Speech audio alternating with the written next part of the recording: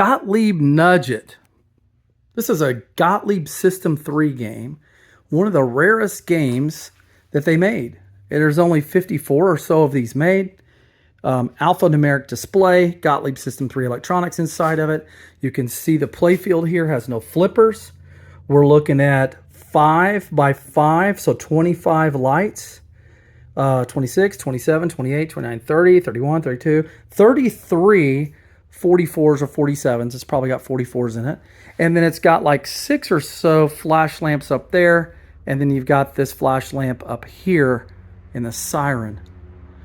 Very simple game. It's got 3 coils in it. One coil is going to drop down, let the ball fall into the shooter lane. And then it's got another coil down here that is going to fire that bell ringer, and one for the knocker. Here, take a look inside. Not power supply. Transformer. Well, I guess you call it power supply. There's some bridge rectifiers, capacitor. That big box right there is for the ticket dispenser. It works, but no tickets inside. Speaker, power switch, coin. No coin box, just the lid. Tilt actually has the bob laying on the bottom. That's good because the game is called Nudge It. And by gosh, when I play it, I nudge the heck out of it. It ought to be called Tilt It. You can still tilt it. There's just no bob on the bottom. So you got to really slam it to tilt it. Coin door is not dented, but certainly faded. This has some serious sunburn wear on it. Rusty here, of course. And then down the side, this one is the bad side. Lots of sunburn on that side.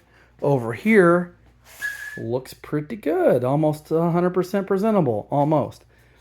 The trim bar or piece of metal up here to keep that back glass from coming out, well, it's down here on the floor. And of course, the back glass is missing some artwork. We'll take a peek behind the glass.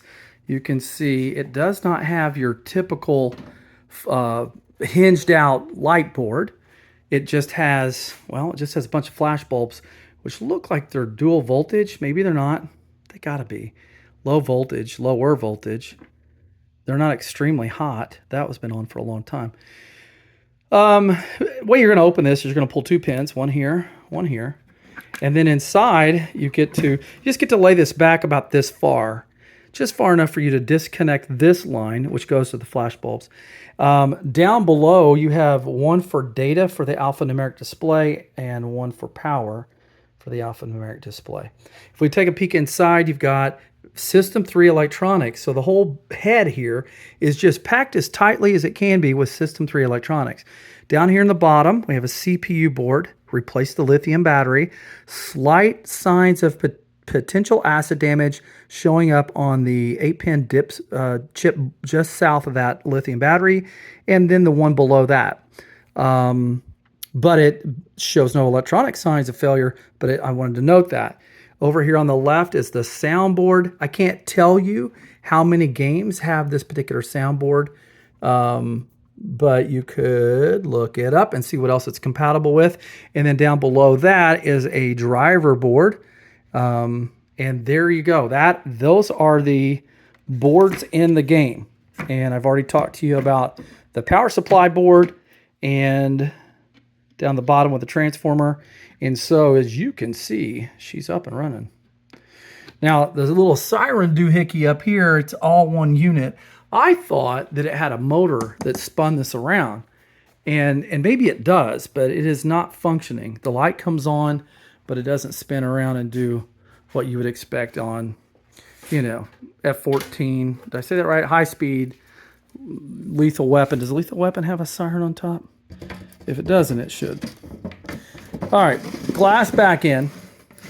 Like I said, oops, this little edge trim. Let's get that back in there. Yeah.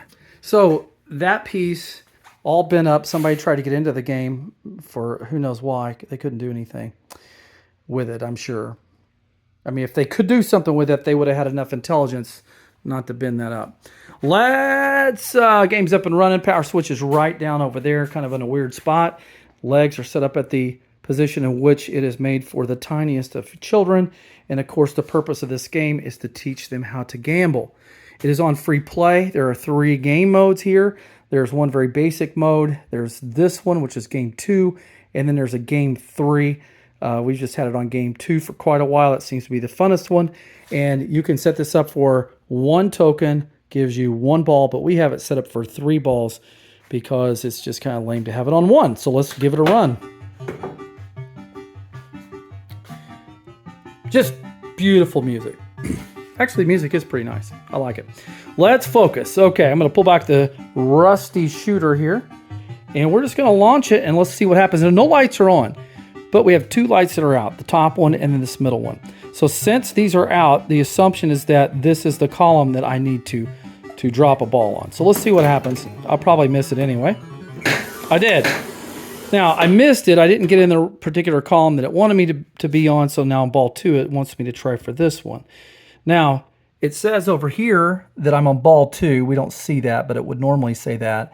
I'm not quite sure what 13 is, but 2 is the number of tickets that we got. Now, it says ticket award 2 or 20, so I can either get 2 for missing it, or if I nail it, I have the chance to get 20. Just the chance. Let's see. See if I can do it. Not a chance. Nope. So there it popped twice, and now it's moved it to right here. So let's try this one. Nope. Dang. It might take me a minute, but I'm going to go for it. Here we go. Far left. This game number 2. Got it. Now, so it says stop on lit lamp, and you can see it going back and, well, it's not going back and forth. It's just combing down. I've got this one stop button, turned it at a 90-degree angle, and I got to pop it. And I got it.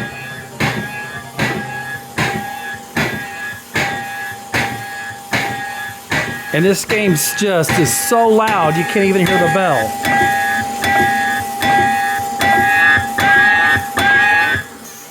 Now, if you heard that sound, I turned it up. It sounds like this guy with a pickaxe is either killing the cat or trying to kill his identical twin. Not sure what's going on there, but it is terribly loud and very obnoxious.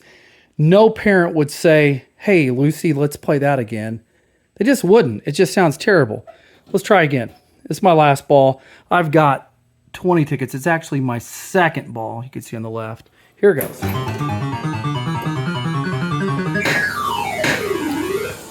Two tickets. So I'm at 22.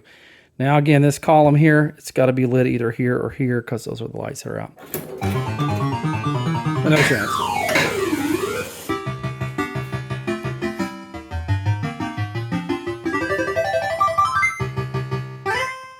Super simple game, really good electronics in the back.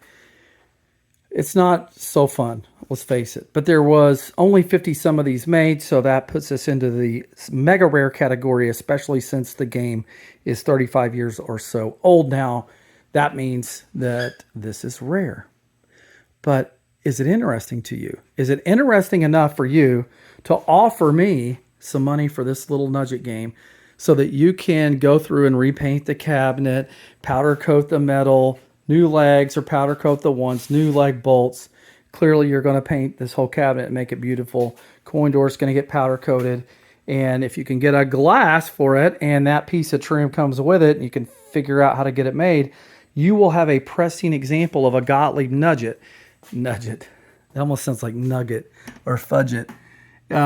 This game, serial number 106, potentially, trying to get it where you can see that, potentially this 106 serial number is the 6th one made, or is it? I don't know. But here's the deal. If this game does not sell for a amount that is worth at least the sum of its parts in terms of the boards in the back, and a little more than that, what I'm going to do is I'm going to take the playfield. That's going to be removed from the game. The back glass is going to be busted in lots of little pieces and thrown away. I know it just sounds terrible, but look at it. It's for reference purposes only, as far as I'm concerned. If I was going to restore this, I might use that as a reference, have that scanned in, and then have somebody do the rest of the artwork. They should shoot. AI at this point could probably do the rest. And then make a translite for it and do the restoration as I mentioned. But I don't have the space and I don't have the desire for this Gottlieb Nugget to do that. So for me, I would pull the playfield out and I would just rip everything out from underneath, except for maybe that little coil. I'd probably keep that. And I would the shooter, of course. And I would probably make this a different game running on Arduino, just because it would be an easy one to do. But that's just me. So if you want to buy this game, I don't care if you live in France. I don't care if you live in South Africa. I don't care if you live in Australia. If you're interested in this game and you want it, all you have to do is buy it from me. And once you buy it, then within about 2 weeks at least, somebody needs to come and pick it up, like Navel. And then they can go send it to wherever your container is and pack your container, and this little guy can join you. So again, what would be the minimum offer for this Nudget?